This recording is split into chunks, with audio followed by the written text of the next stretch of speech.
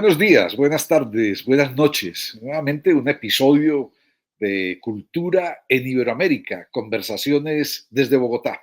Este video podcast que hacemos desde la Secretaría de Cultura, Recreación y Deporte de Bogotá para compartir conversaciones en muchos lugares con muchas personas que son claves en el ecosistema público, en el ecosistema privado, en el ecosistema comunitario y en los organismos multilaterales que tienen que ver con el proyecto cultural de nuestra región. Y siempre decimos, en cualquier momento, 2026, 2027, ustedes verán esta grabación que estamos haciendo hoy, 4 de diciembre del año 2025, desde Bogotá.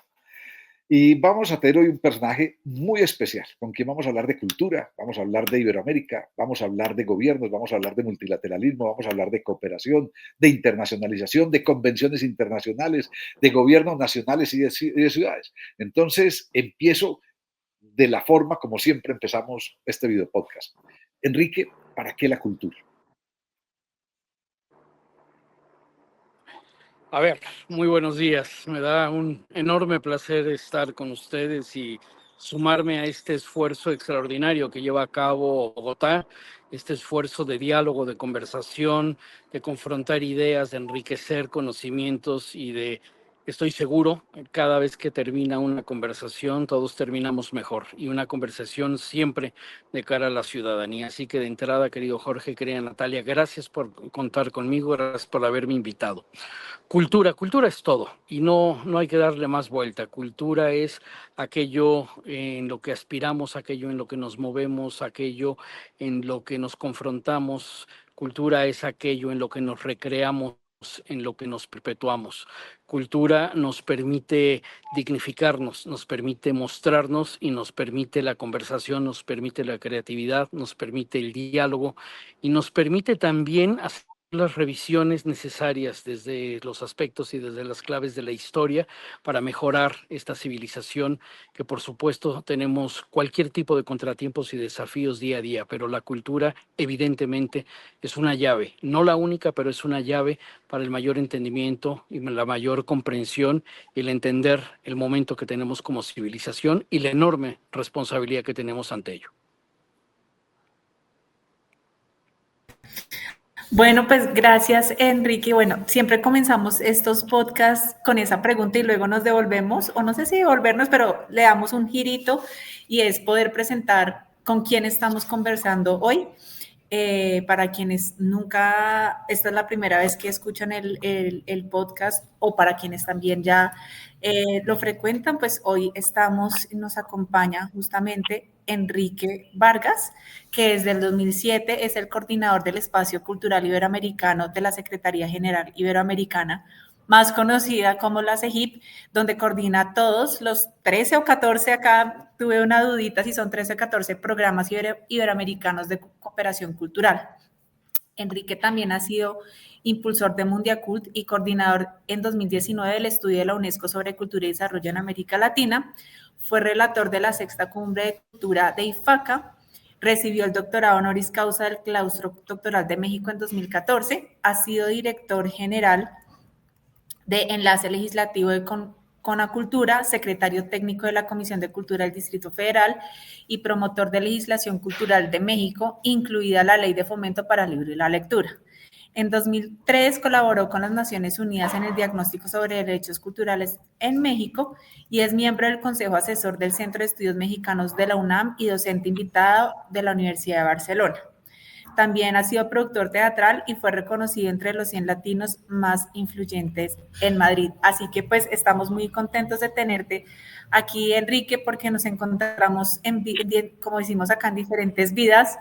Entonces, en esta vida que desde ahora o desde hace ya 2 años, bajo pues, el liderazgo del alcalde Carlos Fernando Galán, estamos apostándole mucho a justamente los procesos de la cooperación cultural y la internacionalización de la ciudad a través de los procesos culturales.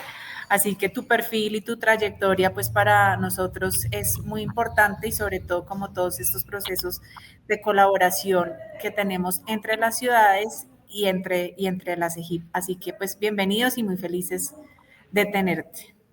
Y vamos a empezar con una Y vamos a empezar con una tandita de 3, 4 preguntas, Enrique, donde queremos descubrir algo sobre vos. Y son preguntas estas para respuestas así rápidas. ¿Qué palabra te define, Enrique? Una palabra que te defina.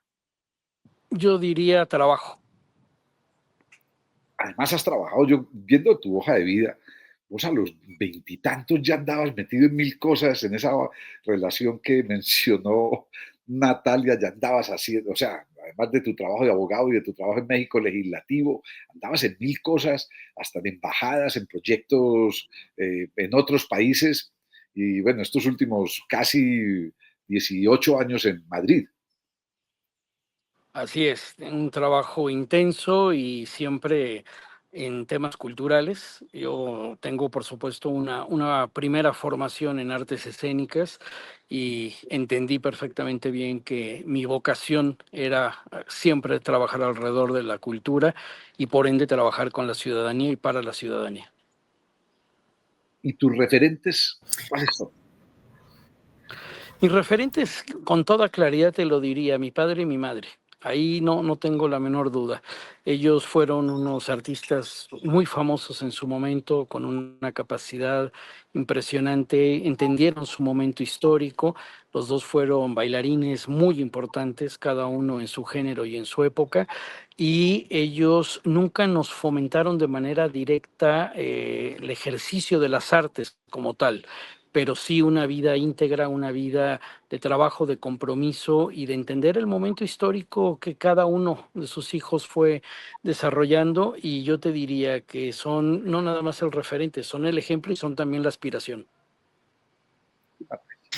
Enrique, y bueno, justo cuando estaba un poco contándole a la audiencia y pues a nosotros obviamente un poco tu trayectoria, Jorge también ya señaló como algunos, subrayó como algunas de esas, de ese paso, y vemos pues que has estado casi que de gran parte de tu vida laboral en el área, pues en los procesos, en los temas de cultura. Y aquí entonces te preguntaríamos, ¿qué crees tú o qué sientes tú que es lo más disruptivo de tu trabajo? Yo diría que, a ver, hay una línea constante. Yo creo que el momento más disruptivo fue cuando yo dejé las artes escénicas, cuando dejé el ejercicio de las artes escénicas, la producción teatral, para entrar directo y de lleno a la gestión. Creo que es el momento en el que uno entiende que tenía yo que hacer algo más, que tenía yo la capacidad y la necesidad vital de cambiar de escenario, que no necesariamente bajarme del escenario, simplemente de ir cambiando de escenarios y, digamos, el momento en el que inclusive con militancia y con compromiso político y habiendo tenido también participación en la vida política y en la vida pública de mi país, entendí perfectamente bien que era como un antes y un después. Y a partir de ahí, bueno, pues todo se fue focalizando y sobre todo que eso me permitió de manera muy concreta tener siempre los oídos abiertos para ir, digamos, construyendo respuestas o contribuir a la construcción de respuestas a partir de las diversas necesidades y desafíos de los entornos en donde yo he venido trabajando. Y de todos esos proyectos en los que has trabajado en tu vida, Enrique, ¿en, en cuál sentís que has tenido mayor impacto, mayor incidencia hacia el mundo externo?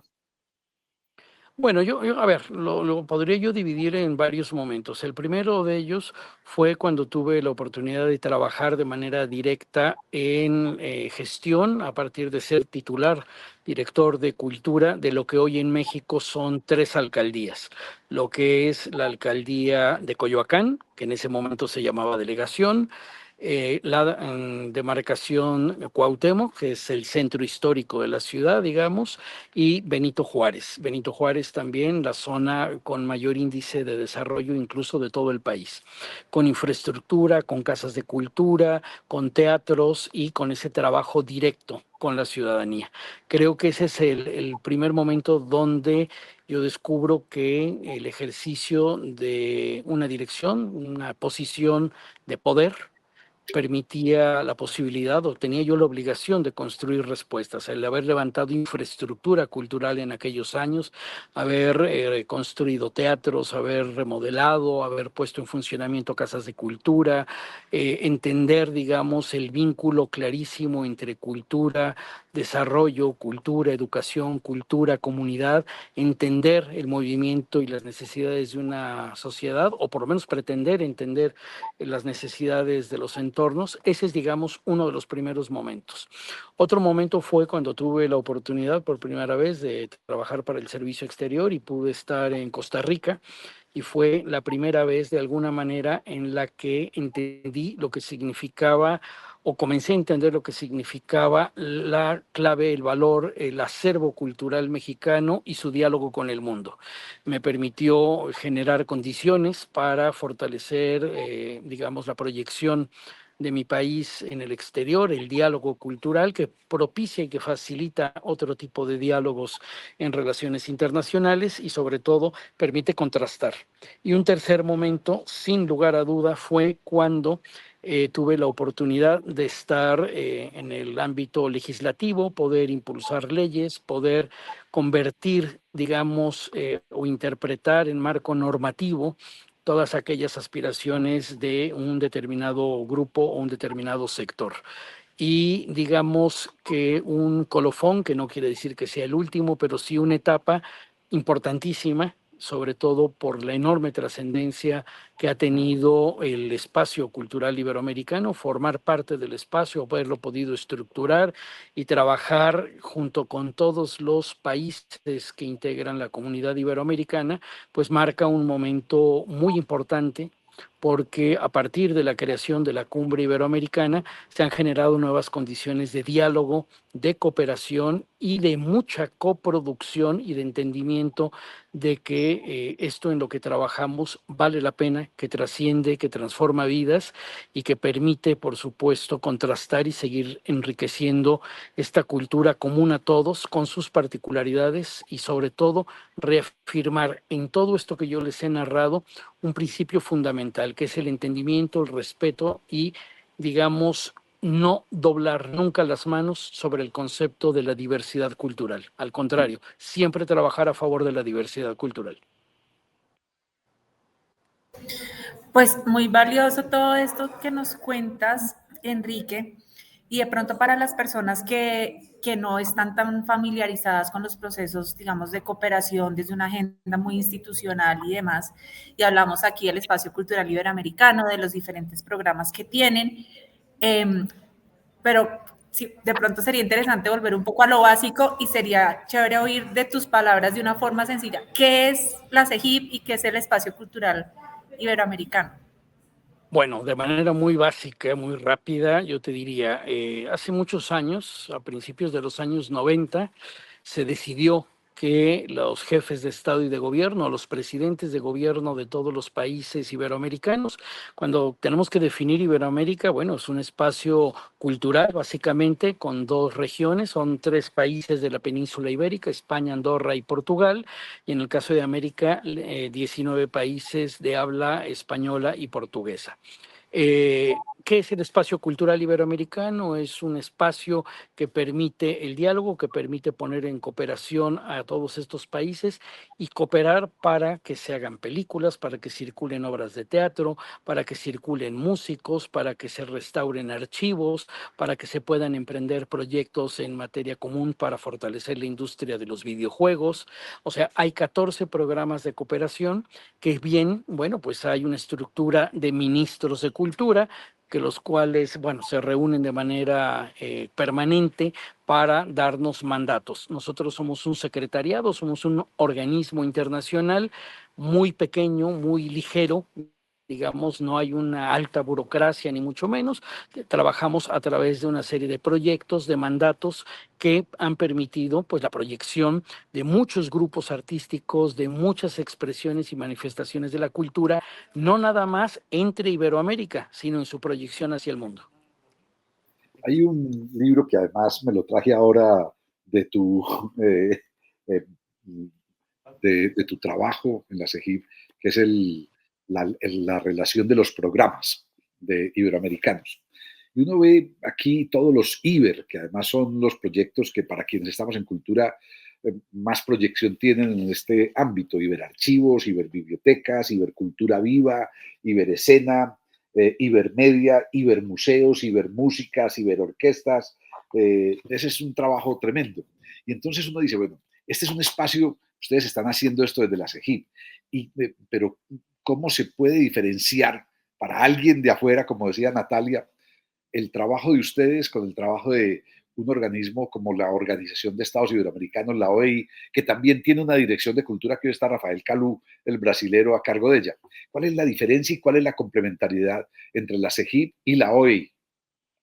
Yo primero te diría una complementariedad absoluta, hay unas líneas de entendimiento absolutamente claras, tenemos mandatos comunes, las y los ministros de Cultura nos dan mandatos, los jefes de Estado y de Gobierno a la CEGIP le dan una serie de mandatos. Es muy sencillo. Somos organismos que nos complementamos, la OEI tiene una larga data que ellos trabajan a partir del mandato de las y los ministros de Educación, entendiendo el modelo cuando todavía eran ministerios de Educación, Cultura, Ciencia, Tecnología, incluso deporte en algunos casos. La CEGIP nace ya en estas fechas, estamos cumpliendo 20 años apenas como organismo internacional, pero somos la estructura de la Cumbre Iberoamericana de Jefes de Estado y de Gobierno. Entonces, el nivel de mandato que nosotros tenemos es a partir de las y los jefes de Estado y de Gobierno y de los ministros de Cultura en particular. Tenemos, repito, mandatos diferenciados, pero actividades complementarias.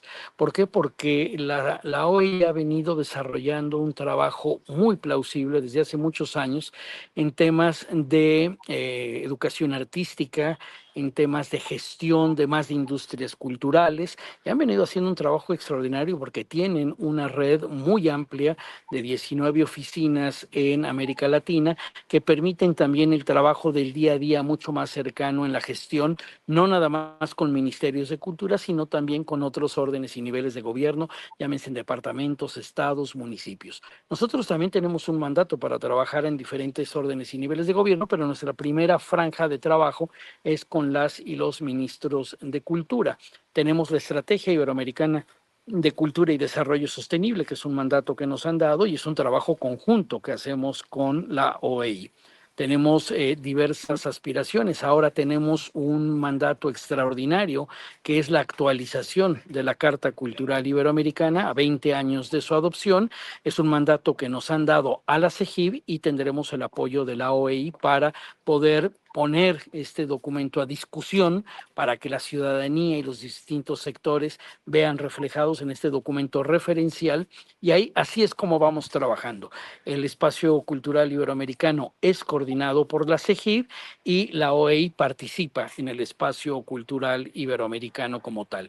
Y nada más para concluir, yo diría que un tema importante es que todo el sistema de los 14 programas de cooperación cultural a los que ya se ha hecho referencia, querido Jorge, es un mandato a través de un convenio internacional que los países han suscrito, es el convenio de Bariloche y es potestad de la CEGIP, el sistema de programas de cooperación. Contamos con apoyo y colaboración de la OEI en algunos de ellos, en temas de administración, una administración siempre impecable por parte de ellos, pero lo importante es que hacia afuera, hacia la ciudadanía, lo que importa es un concepto, que es el concepto Iberoamérica. Creo que es ahí por donde tenemos que seguir trabajando, no nada más la CEGIP, no nada más la OEI, sino también todos los mecanismos de integración regional, la banca de desarrollo, todo el trabajo que se está haciendo en este espacio cultural. Tiene que haber una convergencia, tiene que haber diálogo, tiene que haber una complementariedad de acciones. No, como organismos no nos podemos dar el lujo de duplicar esfuerzos, no nos podemos dar el lujo de equivocarnos, no podemos inventar el hilo negro cuando ese ya está inventado hace mucho. Lo que tenemos que es saber interpretar y dar respuesta a los desafíos de una sociedad. Enrique, y me cojo como de algunas palabritas que nos fuiste dando en tu respuesta y entonces no nos podemos equivocar, tenemos que trabajar de la mano, están los programas, de pronto más a un nivel nacional, tú sabes que nosotros ahora pues hablamos desde un gobierno territorial, pues local. Y acá quisiéramos preguntarte un poco sobre los temas de financiación de la cultura. Digamos, en estos espacios multilaterales hay un juego en el buen sentido de la palabra, de relaciones entre los gobiernos nacionales, entre los gobiernos también territoriales, o sea, tanto de local a local, nacional a nacional, pero también entre nacional y local, o sea, es un juego de relaciones y demás, justamente para buscar en estos casos, pues justamente como procesos corresponsables, pero también financiación, porque parte, digamos, pues creo que esto pasa en todos los sectores, pero tal vez en la cultura se viva un poco más, y es la necesidad justamente de poder participar en bolsas concursables, en poder acceder a recursos de la cooperación, pues para llevar a cabo estos proyectos. Entonces nos gustaría un poco entender o que nos cuentes tú cómo ves este tema de la financiación de la cultura desde ese ámbito multilateral, que una cosa es estando en una organización internacional que de hecho abre oportunidades para la financiación, pero que a su vez tiene que mantener una muy buena estructura para garantizar esos recursos, bien sea independientemente quién los aporte, si es el gobierno, si es la banca o si es la filantropía, lo que sea, pero cómo poder facilitar esos procesos de financiación a la ciudadanía, a los grupos que están en los territorios, a los que están en zonas apartadas. ¿Cómo ves este tema de financiación para los procesos culturales? Bueno, yo creo que es el mayor de los desafíos. El mayor de los desafíos que se tiene hoy desde la responsabilidad pública y desde la corresponsabilidad que tiene que haber también del sector privado y de la ciudadanía en general. Creo que en los últimos 30 años y ha habido un claro desarrollo de políticas públicas, de legislación, de infraestructura, de legislación. O sea, hay un andamiaje institucional que ha ido dando respuesta a los desafíos de una ciudadanía creciente y de un sector cultural ampliamente demandante, y siempre lo digo en el mejor de los términos. Sin embargo, estamos ante una nueva realidad financiera global, mundial, estamos ante un enorme desafío de financiación. Creo que los próximos años van a ser años muy complicados en poder seguir sosteniendo todo esto que se ha podido desarrollar, que los países a todos los niveles han desarrollado, para seguir dando el mismo tipo de respuestas o por lo menos ir generando las condiciones para el desarrollo de proyectos, para poder desarrollar infraestructura y satisfacer diversas necesidades. Creo que cuando estamos hablando de financiación hay un momento clave que es, digamos, la pandemia. La pandemia vino a reestructurar y a reordenar de alguna manera, y no se ha acabado, un nuevo ejercicio de prioridades de los estados-nación. Y a partir de ello hay, digamos, una planta productiva, ha habido cambios en los hábitos y formas de consumo, y obviamente la civilización está en este momento y el sistema internacional está haciendo los ajustes necesarios para ir satisfaciendo a todos los sectores. Podemos decir que a todos los niveles hay unos presupuestos, y hay unos presupuestos para cultura responsables, con un buen ejercicio en el uso de los recursos. No hay todavía no hay una señal de que haya un deterioro inmediato. Lo que hay es una financiación estable, hay un estancamiento, digamos, mientras otros sectores sí han podido crecer, sí han podido tener, digamos, algún reajuste, estímulo fiscal, etcétera. Cultura no está mostrando, digamos, una salud generalizada. Hay una enorme responsabilidad en todos los actores. A nivel ciudad, a nivel municipio, es donde quizá más responsabilidad se está notando ahora por el tipo de dotación de servicios culturales que prestan a la ciudadanía. Ahí hay donde se están viendo reajustes más claros, más inmediatos, o que por lo menos se están notando de una manera más inmediata. En el mes de junio de este año, en Sevilla, España, tuvo lugar la cuarta conferencia mundial sobre financiación al desarrollo. Y ahí fue muy, digamos, ausente, aunque sí estuvo presente el sector cultural, pero estuvo muy ausente de esto a lo que aspira el sector cultural, que es ganar centralidad en la política pública, en los presupuestos, y ganar mayor protagonismo, porque nosotros en cultura sabemos la trascendencia que tiene el trabajo intersectorial lo que trasciende el aporte de cultura a todo el desarrollo. Pero todavía en este diálogo intersectorial que se tiene que tener con todas las otras áreas del quehacer político, todavía falta profundizar ese diálogo y falta profundizar la, digamos, evidencia científica para decirle a estos otros tomadores de decisión lo que aporta y lo que significa la cultura al desarrollo. Lamentablemente en Sevilla se lograron acuerdos importantes de cómo va a ser el nuevo andamiaje institucional de la financiación internacional para el desarrollo. Cultura, repito, está, pero ha estado y se logró tener una presencia discreta. Esto es una oportunidad, no quiere decir que la hayamos perdido, porque se hizo todo para poder estar ahí, para poder aportar y tener resultados, pero es un reflejo claro del tiempo que estamos viviendo.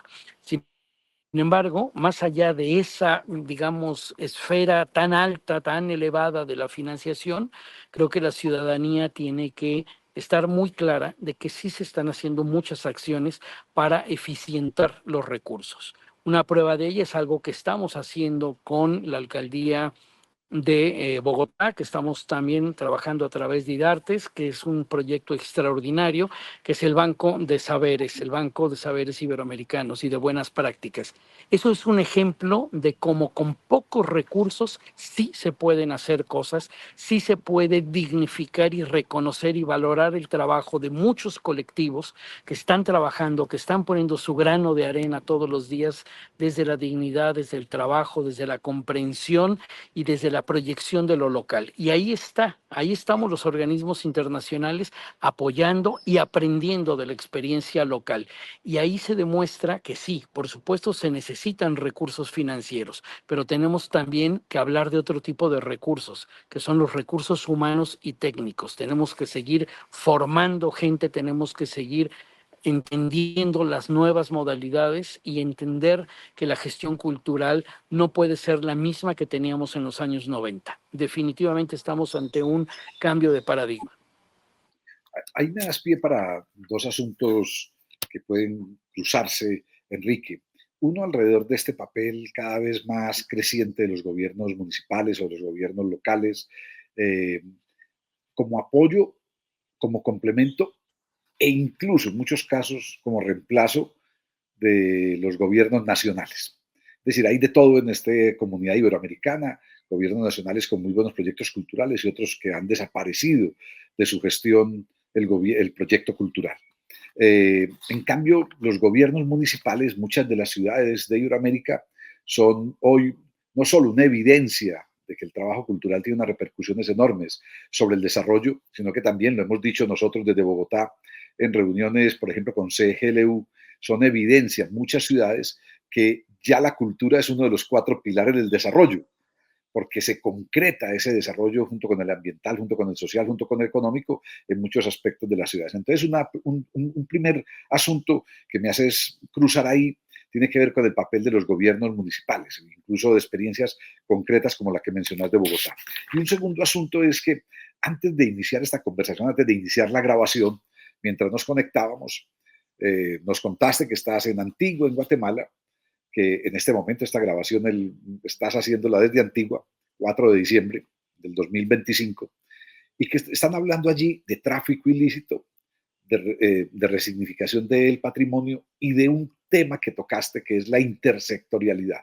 Entonces tal vez hablemos un momento de esos dos asuntos, ciudades, intersectorialidad y bueno, ¿y qué estás haciendo en Antigua? ¿Qué podremos esperar de este tipo de reuniones? Muchas gracias, Jorge. Mira, primero, yo te diría que efectivamente para Iberoamérica, y eso está declarado por jefes de Estado y de Gobierno justamente en la cumbre del 2018, aquí en esta misma ciudad de Antigua, Guatemala, fue declarado, y así está, y se ha actuado en consecuencia, por supuesto, que la cultura es el 4.º pilar de desarrollo. Para Iberoamérica, la cultura sí es factor de desarrollo y estamos generando la evidencia para dejar claro el aporte que se tiene desde cultura al desarrollo y subrayo el desarrollo sostenible. Eso por un lado. Por otro lado, lo que significa el papel protagónico de las ciudades y lo que está significando este diálogo, digamos, entre niveles y órdenes de gobierno. Lo que nosotros siempre hemos apostado desde la CEGIP es a la creación de un sistema iberoamericano de cultura. Tiene que existir, tenemos que trabajar en un sistema donde el aparentemente pequeño aporte al grande, donde el grande aprenda del pequeño, donde nosotros partimos siempre de un principio. El engranaje pequeño hace que se mueva el grande y eso no tenemos la menor duda. Entendemos obviamente la diversidad política, la alternancia política, estamos en un juego democrático y estos son elementos que dan el sustento al entendimiento de pensarnos en un sistema iberoamericano. Evidentemente hay momentos en los que el Estado-Nación tiene mayor protagonismo y no es un tema nada más de recursos públicos, es un tema de voluntad política y de entendimiento y de agenda del desarrollo del qué tipo de institucionalidad, qué tipo de diálogo con la sociedad tú vas a establecer. Por supuesto, los municipios, si algo tienen claro, es el diálogo con la ciudadanía, ese diálogo directo y el recibir esa demanda, esa necesidad de manera permanente. Por ello, nosotros apostamos en un trabajo intersectorial, dinámico y apostamos por un sistema iberoamericano de cultura. Eso es, digamos, los distintos componentes a todos los niveles, con los programas de cooperación, con los documentos que impulsamos, etcétera. Ahora, de manera concreta, tú mencionas efectivamente, estoy en Antigua, Guatemala, concluyendo los trabajos gracias a la anfitrionía del Ministerio de Cultura y Deporte de este país, de su ministra. Hemos estado aquí con un grupo muy importante de especialistas poniendo a debate, iniciando una conversación alrededor del patrimonio cultural, del cual somos una potencia a nivel mundial, no tengamos duda de ello, no nada más a través de las declaratorias en el marco de UNESCO, sino porque somos conscientes y estamos muy conscientes de lo que es el patrimonio vivo, de lo que es la expresión de la cultura viva comunitaria, de lo que es el enorme acervo que tenemos histórico de todo el patrimonio y sus diversas expresiones. Pero no es suficiente el marco conceptual que se tiene el día de hoy. Creo que estamos poniendo a debate, porque tenemos mandato para ello, digamos, a reflexionar en torno al concepto, a la actual definición de patrimonio cultural, el cual claramente se ha visto ya rebasado a partir de la irrupción de lo digital, en particular de la inteligencia artificial, y además de las expresiones de la cultura viva y de los futuros patrimonios. Entonces, hemos iniciado esta conversación, ha sido muy fructífera, ha sido de un enorme aprendizaje escuchar las distintas opiniones, las distintas visiones que se tienen y además cuando hablamos de tráfico ilícito también, por un lado, porque para poder atender el tráfico, poder contrarrestar el tráfico que se da de las expresiones y bienes culturales, por supuesto se tiene un marco normativo, se tiene política pública, se tiene institucionalidad y todo esto se desarrolla a partir de conceptos. Y si los conceptos están rezagados, no tenemos la capacidad institucional para poder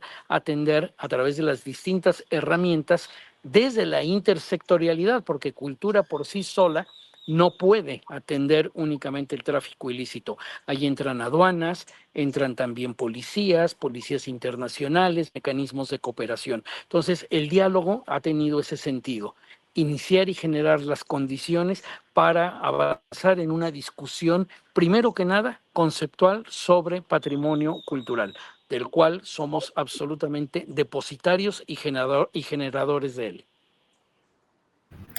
Enrique, y bueno, teniendo esta perspectiva y sé que estamos enfocándonos un poco en Iberoamérica, pues justamente porque uno es la región en donde Bogotá está, dos porque la CEGIP, pues sí, su campo de acción está enfocada en Iberoamérica, sin que ello no quiera decir que ni nosotros como Bogotá ni ustedes como CEGIP tengan una relación y fomenten también procesos de colaboración con otras regiones del mundo, ¿cierto?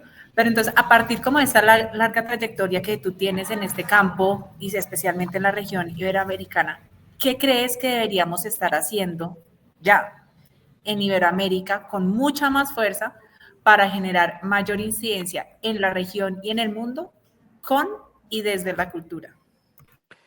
Te lo contesto porque esto ha sido afortunadamente debate y una muy buena conclusión de la anterior reunión de ministros de Cultura que tuvo lugar apenas el 28 de septiembre en la víspera de Mundiacult en Barcelona. Mundiacult, para quienes nos están escuchando, es una reunión en nivel mundial de todas las y los ministros de Cultura para establecer una serie de acuerdos y lineamientos generales. A partir de una declaración que es un documento público. ¿Qué tiene que hacer Iberoamérica? Tenemos que apostar por un sistema iberoamericano de cultura, seguir perfeccionando los vasos comunicantes para que todos los actores tengan el protagonismo que deben de tener y todos puedan aportar hacia la creación de un sistema iberoamericano. ¿Qué más tenemos que hacer? Ser mucho más imaginativos y mucho más inteligentes en el uso eficaz de los recursos, los que tenemos. No sabemos si vamos a tener más recursos económicos, pero tenemos que ser absolutamente audaces con los existentes. Y tenemos que seguir trabajando a partir de una lógica de respeto y de diversidad. Tenemos que reafirmar principios y valores en este momento. Si algo define al espacio iberoamericano es a partir de la diversidad de todas sus expresiones culturales. Y esto en un diálogo con el mundo. No es de gratis que el espacio iberoamericano sea, digamos, el principal impulsor de este debate a nivel internacional de Mundiacult. Esto se dio desde el año 19, derivó en el año 22 en la edición de Mundiacult, la segunda edición después de 40 años, y estamos de verdad trabajando intensamente en una coordinación muy estrecha a todos los niveles. Iberoamérica sí se proyecta y dialoga con el mundo. Somos altamente competitivos. Nuestra música está sonando en el mundo. Nuestras expresiones culturales están en el mundo. Nuestros tejidos, nuestros bordados, nuestra iconografía está siendo incluso utilizada de manera indebida en el mundo, de manera ilícita. Y hay un enorme trabajo en ese sentido, muy responsable que se está trabajando para contrarrestar eso. Pero es que somos y estamos ejerciendo una influencia cultural muy importante. El cine iberoamericano está ganando los premios más importantes a nivel internacional. Estamos ganando cuotas, déjenme decirlo en estos términos, cuotas de mercado en pantalla. Estamos siendo altamente competitivos. Ahora, sostener esto no es fácil. Por eso es importante la creación de un sistema que dé soporte a este desarrollo de las expresiones culturales, porque sí estamos teniendo la capacidad de dialogar con el mundo, no nada más un grupo de países, sino como región iberoamericana. Y creo que en un momento de ajustes civilizatorios, mostrar este modelo de expresión cultural, este modelo de cooperación que no se da en ninguna otra región del mundo, de cómo a partir de la suma de factores, cómo a partir de yo pongo, tú pones y todos ganamos, es un modelo de diálogo absolutamente respetuoso que sí estamos teniendo la capacidad de proyectar y de verdad de competir en un mundo absolutamente, digamos, hostil, porque el mundo de la competitividad alrededor de la cultura y las industrias culturales no es miel sobre hojuelas, es un mundo complicado, es un mundo de mercados, la industria cultural genera muchísimos recursos, genera mucho trabajo y ahí está ya incrustado Iberoamérica. Enrique, ¿cómo lograr todo esto en una región del mundo? Y ahora me refiero básicamente a Latinoamérica, no tanto a la península ibérica, donde en los años recientes estamos viviendo en algunos países el debilitamiento de la democracia o de la desaparición de la democracia, incluso países que eligen democráticamente, pero que restringen los derechos a partir de esas elecciones democráticas y las crisis que estamos viviendo. Y ya no solo internas en los países, sino los enfrentamientos en la región. Parecería ser que hoy estamos, como Latinoamérica, más desunidos que hace unos años, con unos bloques políticos, incluso ideológicos, de mucho enfrentamiento entre países. ¿Cómo lograr avanzar en ese sistema iberoamericano de cultura? ¿Cómo lograr estos resultados de coordinación y de concertación de políticas y de acciones en medio de esta situación tan desestabilizada? Bueno, como lo hemos hecho siempre, Jorge, a partir del diálogo, de la conversación y de la reafirmación de principios y valores. Lo que actualmente se está percibiendo y que hay evidencia de, digamos, debilitamiento de estructuras. Yo me refiero a las estructuras de la institucionalidad de la cultura, que hay transformación. Bueno, no siempre fue perfecto, no siempre hubo un diálogo fluido, siempre ha habido contraste de ideas y de modelos de desarrollo de política pública, siempre los ha habido y siempre ha habido la capacidad del entendimiento.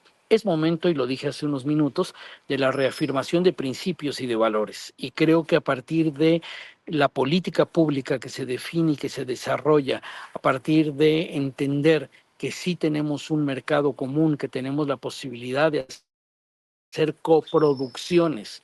Hoy Iberoamérica tiene una capacidad de coproducir en expresiones artísticas muy importantes y hay que decirlo, cuyos estados no necesariamente están dialogando atrás, pero las expresiones culturales sí están transitando por carreteras mucho más fluidas, de mucho más entendimiento. Yo creo que no tenemos que hacer otra cosa más que lo que hemos venido haciendo, y lo debo de decir desde el año de la propia creación de la Cumbre Iberoamericana, que es un momento donde se empieza a dar una continuidad democrática en los países. Recordemos que a partir de los inicios de los años 90, las dictaduras del el cono sur prácticamente habían pasado ya a procesos democráticos, procesos de elección presidencial, etcétera, de nuevo entendimiento, de nuevo constitucionalismo en muchos países. O sea, hemos estado viviendo en los últimos 35 años efectivamente en ajustes en América Latina, ajustes que van desde lo político, de lo constitucional, de lo normativo y de un crecimiento también, no nada más económico en nuestras sociedades. América Latina ha tenido una enorme movilidad social, América Latina ha tenido una enorme capacidad de transformación y de movilidad social también a partir del crecimiento económico, de sacar a mucha gente de la pobreza, de haber cambiado los modelos productivos, de haber establecido convenios y acuerdos internacionales de libre comercio, donde a veces la cultura ha jugado un papel o a veces ha sido excluida también, hay que decirlo, pero no todo ha sido siempre un periodo de diálogo, no siempre ha sido todo terso, siempre las relaciones internacionales, los bloques, las hegemonías de muchos países, no nada más al interior de Latinoamérica, sino el factor externo, han marcado y marcan el destino de una región que, cuando hablamos de la región iberoamericana, estamos hablando de un poco más del 9% de la población mundial. Y no es un dato menor cuando estamos hablando de lo que aporta económicamente, de lo que significa en números este conjunto de países. Bueno, tenemos una capacidad de proyectarnos al exterior. En el ámbito iberoamericano, la apuesta es siempre el consenso, a pesar de las diferencias evidentes que tú has marcado y que son obviamente sabidas por la gente, hay siempre el consenso, siempre se trabaja por el consenso y prueba de ello es que acabamos de tener esta reunión de ministras y ministros de cultura donde hubo expresiones muy complejas por un grupo de países y de otros, hubo confrontación de ideas, pero se logró sacar adelante una declaración que es lo que se convierte en nuestra hoja de ruta. Se logra el consenso a partir del entendimiento de la diversidad, del entendimiento de todo lo que se tiene construido y de que sí se hace una reafirmación también de que somos altamente competitivos. No quiero sonar de ninguna manera triunfalista, ni mucho menos, porque esto hay que trabajarlo todos los días, pero tratando de responder tu muy, muy importante y muy oportuna pregunta, Jorge, yo te diría, seguir haciendo lo que hemos hecho siempre y fortalecer lo existente y tener la capacidad de confrontar ideas, nunca tener miedo al debate, nunca tener miedo a la conversación y siempre reafirmando principios y valores. Fantástico, Enrique. Y cuando recién empezamos esta conversación, Jorge te decía, ¿para qué la cultura? ¿Cierto? Como ya estamos cerrando y agradecemos tu generosidad con habernos dado este tiempo para conversar, ya tenemos dos últimas preguntas y una de ellas era, entonces la primera era, ¿para qué la cultura? La que sigue es, ¿para quién es la cultura? ¿Para quién es la cultura? Para todos, absolutamente para todos. No podemos segregar ni podemos diferenciar que para unos más, para unos menos, para unos esto y para estos otros.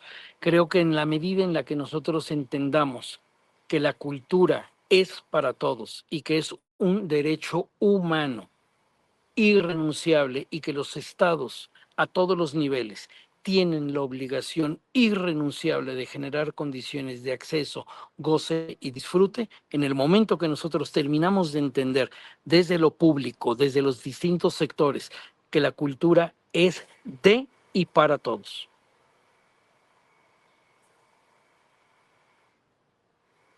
Estás en mute, Jorge. Perdón, sí, es que tenía un ruido aquí cerca en mi barrio y entonces apagué el micrófono. Disculpen. Enrique, una última pregunta. Y es, bueno, nos gustan mucho las preguntas, lo has visto. E incluso deberíamos hacer libros solo con preguntas, haciéndole caso a Paulo Freire, el brasilero. Hoy, ¿cuál es la pregunta que vos te haces? ¿Cuál es la pregunta que te anima permanentemente en tu trabajo?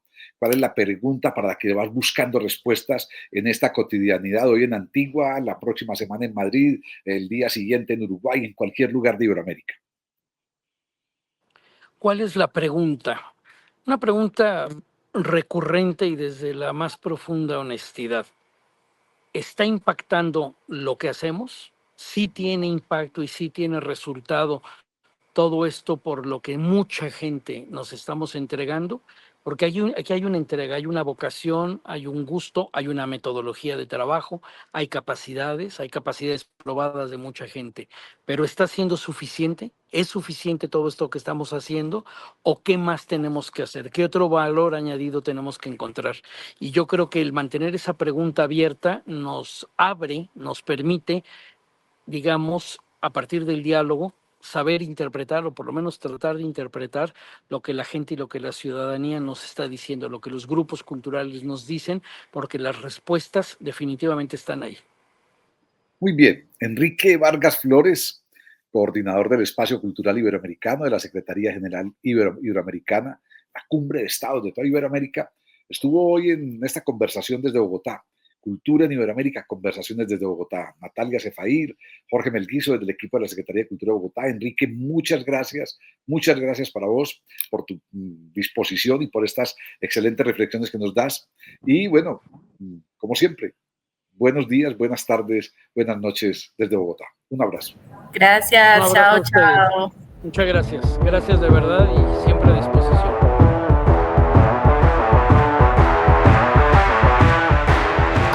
Sí pasa. Bogotá, mi ciudad, mi casa. Alcaldía Mayor de Bogotá.